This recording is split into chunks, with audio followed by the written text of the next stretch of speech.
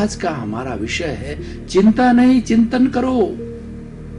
बहुत ही सुंदर विषय है भाई और बहनों, कि हमारी भारतीय संस्कृति में 3 बड़े स्लोगन आते हैं। चिंता नहीं चिंतन करो, व्यथा नहीं व्यवस्था करो, प्रशंसा नहीं प्रस्तुति करो।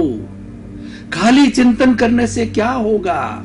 चिंतन से तो हमारी एफिशिएंसी डाउन होगी, हमारी जो विटालिटी है, हमारी प्राण ऊर्जा है, वह खर्च हो जाएगी।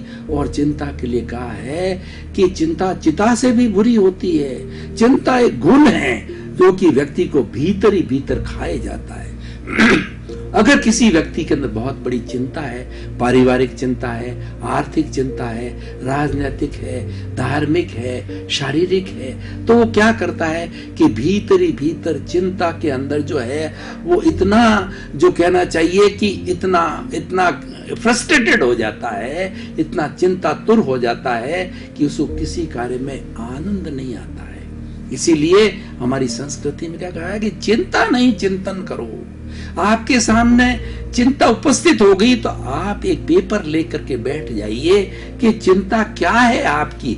मान लीजिए आपकी चिंता यह है कि आपका कारोबार नहीं चलता है, उदाहरण के तौर पर, तो आप सबसे पहले सारे रीजंस लिखिए कि मेरे कारोबार नहीं चलने के क्या कारण हैं। मान लीजिए कि कैपिटल की कमी है, दूसरा क्या है कि मेरा टाइम मैनेजमेंट सही नहीं है, दुकान समय पर खुलती नहीं है, तीसरा मेरे में व्यवहार की कमी है, चौथा ये है कि हिसाब किताब सही नहीं है, पांचवा ये है कि मेरा कमिटमेंट सही नहीं है। इस तरीके के जितने भी हमारे माइनस पॉइंट है सब लिखिए और उन माइनस पॉइंट को एक एक को करते दूर करते रहिए। और किसी से कैपिटल की कमी है तो एक और कैपिटल डालिए और ग्राहकों को आकर्षित कीजिए। और जितने भी ग्राहकों को आकर्षित करने के सूत्र है, फर्म कमिटमेंट है, आपका व्यवहार अच्छा होना चाहिए, ईमानदारी होनी चाहिए, कमिटमेंट फर्म होना चाहिए,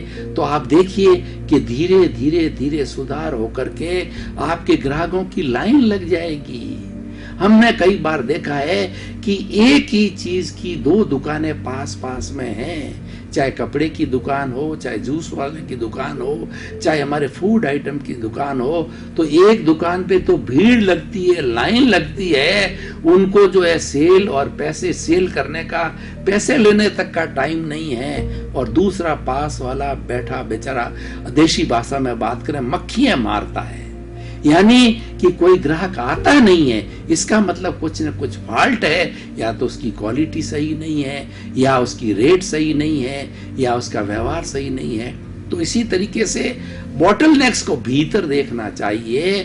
और जब हम बॉटल नेक को देखने लग जाएंगे, और कई बार हमारे जीवन में उतार चढ़ाव आते हैं, कई बार हम ऊंचाइयों को छूते हैं और कई बार हम धराशल में चले जाते हैं, तो हमको पता तो सब है कि जब ऊंचाई में गए थे तो किन कारणों से हम ऊंचाई में गए थे, और उसी व्यवसाय में, उसी कार्य में किन कारणों से हम धराशायी हो गए, यानी हम करोड़पति होकर के किस तरीके से रोडपति बन गए, उसके क्या कारण हैं। उन कारणों को देखिए और कारणों का निवारण कीजिए, तो धीरे धीरे आप वापस ऊंचाइयों को प्राप्त करने लग जाएंगे। और एक चीज ध्यान रखिए कि ईश्वर भक्ति में विश्वास रखिए। God help those who help themselves. ईश्वर उसकी मदद करता है जो पुरुषार्थी है, जो स्वयं की मदद करते हैं, जो डिसिजिव है और जिसका संकल्प शक्ति मजबूत है, जिसका आत्मविश्वास मजबूत है, उसको ईश्वर रक्षा करता है। कबीरदास जी ने बहुत सुंदर कहा है कि दुख में सुमिरन सब करे और सुख में करे ना कोई, जो सुख में सुमिरन करे तो दुख काहे का हो। यानी हमें थ्रू आउट द लाइफ एक सा बना रहना चाहिए कि हमने हाइट्स छू ली, हमने कोई अचीवमेंट्स कर दिए तो हम भूल गए, और हमने लोगों को इग्नोर करना चालू कर दिया, चाहे ग्राहक बिजनेसमैन है ग्राहकों को इग्नोर कर दिया, उसमें सुपीरियरिटी कॉम्प्लेक्स आ गई।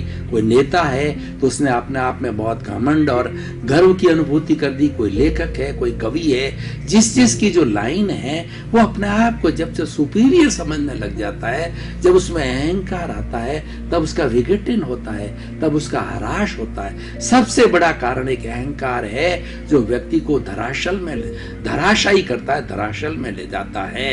तो हमें सबसे फिर उस अहंकार को छोड़ना चाहिए। और अहंकार के भाव करता, अहंकार क्यों आता है? अहंकार आने का कारण यह है कि कर्ता भाव होता है। ये मैंने किया, ये दुकान मैं चला रहा हूं, ये ग्राहक मेरी वजह से आ रहे हैं, ये अच्छी क्वालिटी मैं दे रहा हूं, मैं अच्छा प्रोडक्शन मैं कर रहा हूं। अरे भैया, तुम अकेले क्या कर सकते हो? क्या अकेला चना बाढ़ फोड़ सकता है क्या? आप किस दुकान के अंदर आपके आज नरेंद्र भाई मोदी कहे कि मैं अकेला देश चला रहा हूं, तो मोदी जी को ध्यान होना चाहिए, अकेले आप क्या कर सकते हैं? आपकी इतनी बड़ी आपकी पार्लियामेंट है, आपकी न्यायपालिका है, आपकी कार्यपालिका और सबसे बड़ी जनता है।